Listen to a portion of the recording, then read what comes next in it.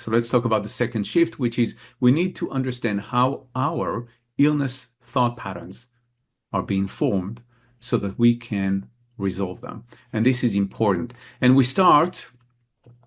um, we start with the following statement that our body responds to what we think about.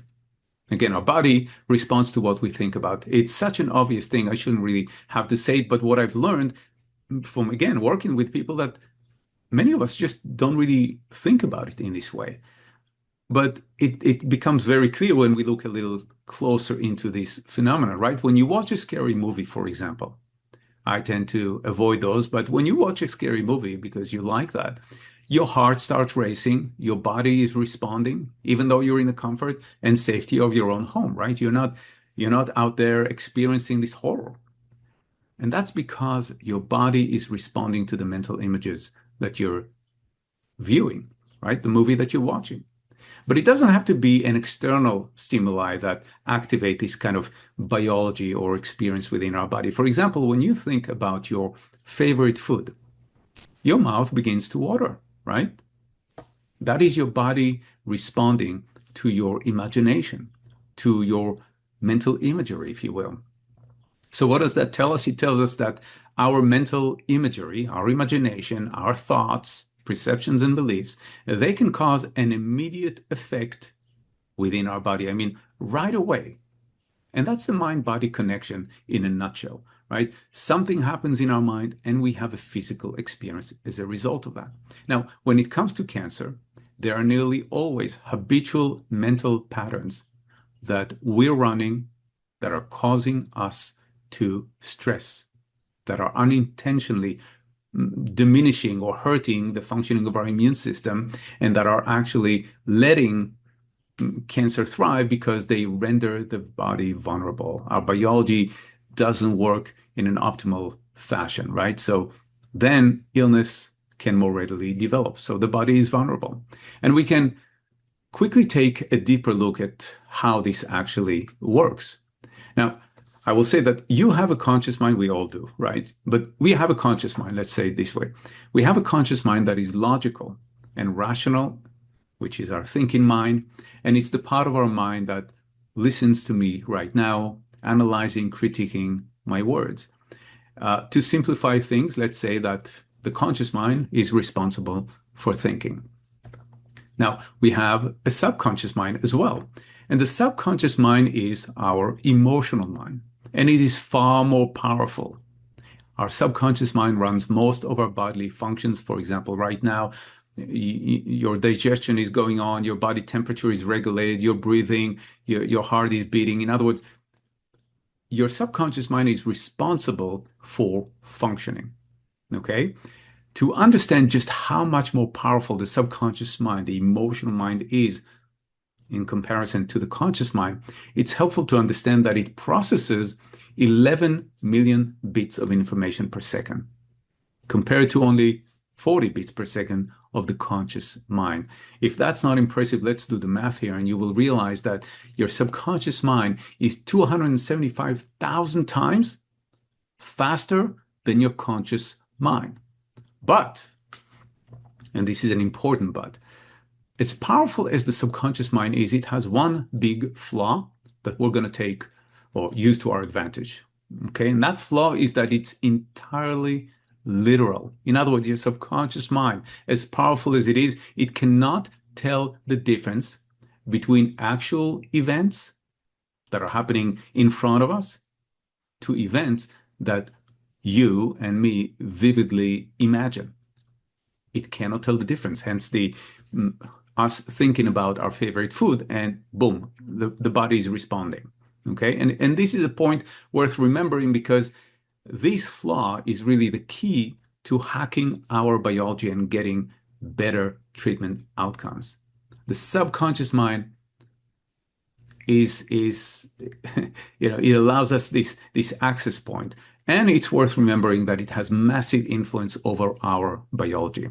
Breathing, heartbeat, as I mentioned, digestion, body temperature, all of these processes take place without our conscious participation.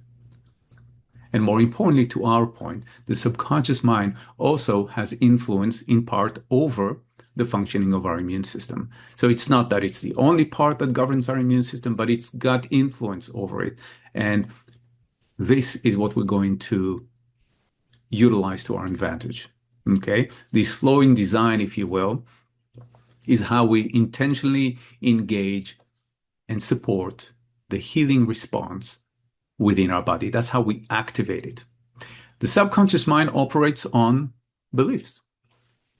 In other words, your beliefs over time harden into conditions, if that's a good way to put it. And what we know with absolute certainty, and I need you to stay with me on this, what we know with absolute certainty is that most of the beliefs that we're having, all of us, that we're carrying around, they were installed in our mind when we were very, very young, which means that they are likely, and this is not a judgment of who we are, but they're likely, for the most part, distorted, entirely wrong, or not entirely true.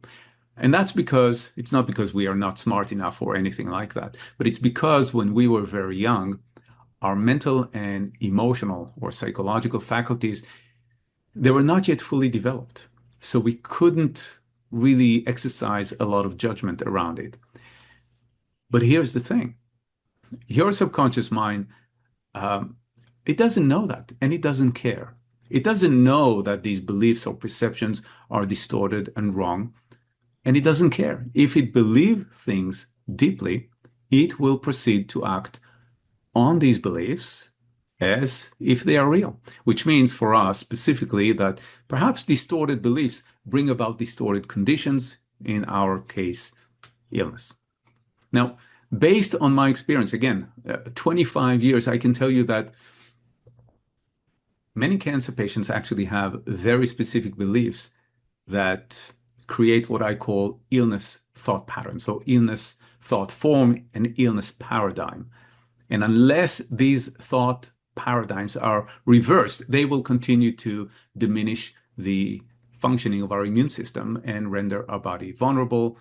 They will promote disharmony within our body. So let's look a little deeper at these illness thought patterns and how they form, because we want to understand this. We want to really know what we need to do here. So let's say this. Earlier in life, when you were, again, very, very young, you received all kind of statements, suggestions from figures of authority in your life. It could be your parents or your caretakers. If we talk about family, you receive suggestions like perhaps, well, our family always gets sick, or illness runs in our family, or my grandmother had cancer and her grandmother had cancer, and then when I had cancer, it just felt like it was my turn. Something to this extent, something quite basic, what I call family mythology. Now, these suggestions, they came from people that we relied on for, for staying alive. So we just accepted them without question. And those suggestions, and they got compounded over the years because people like to tell the same stories, the same family mythology.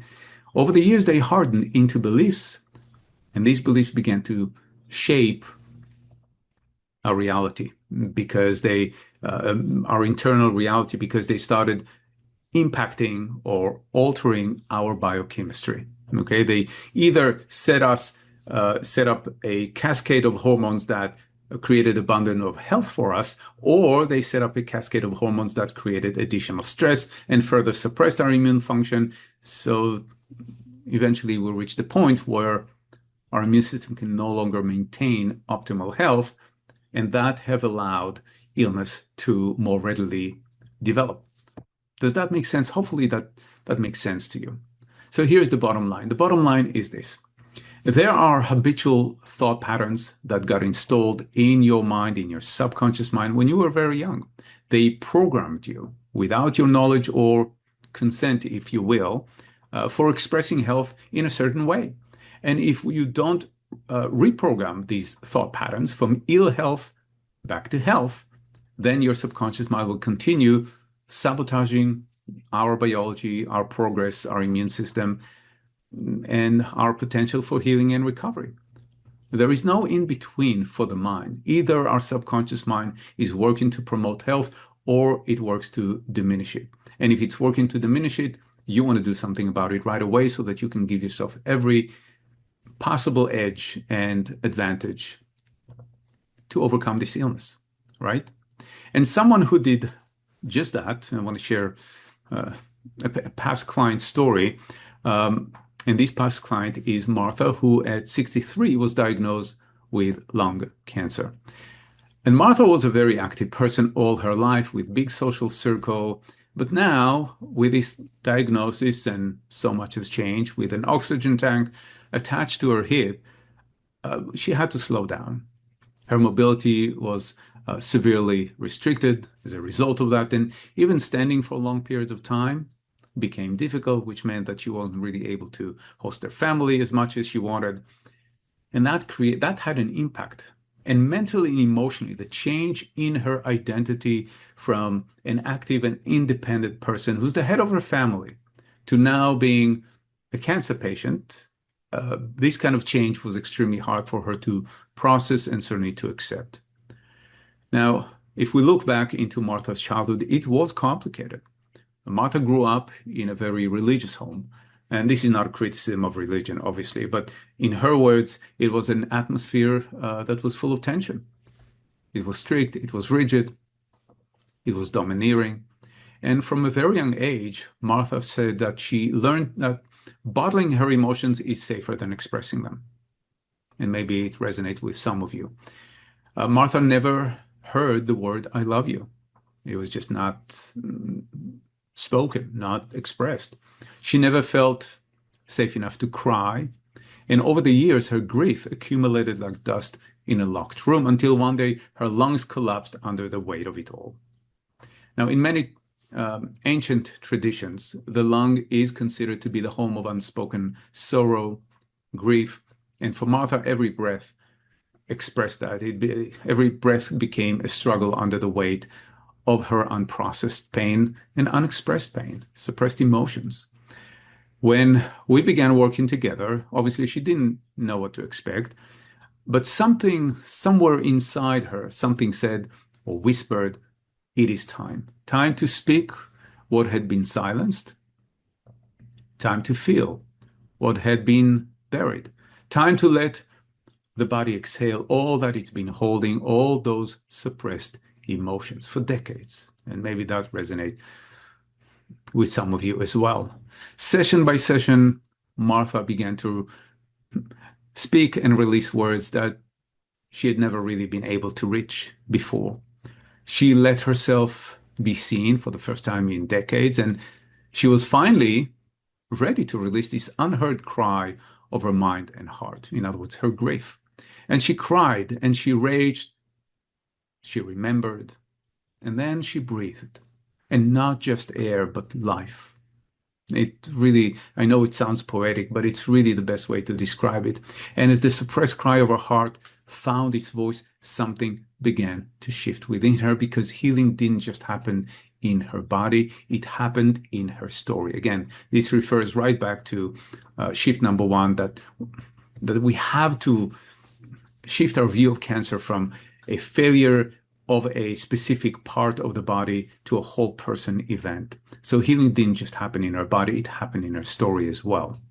And Martha began to realize, she discovered that healing isn't always just about fighting the disease, it's sometimes about listening to the message beneath it. And she was able to do that, and once she did, the path forward opened like a long-awaited breath. And I'm happy to report that she's still going strong at the time of this recording. So this is a really good thing. But speaking of suppressed emotions, let's talk about the third shift. We're getting into the thick of it, as we like to say. Addressing the root cause, not just trimming the leaves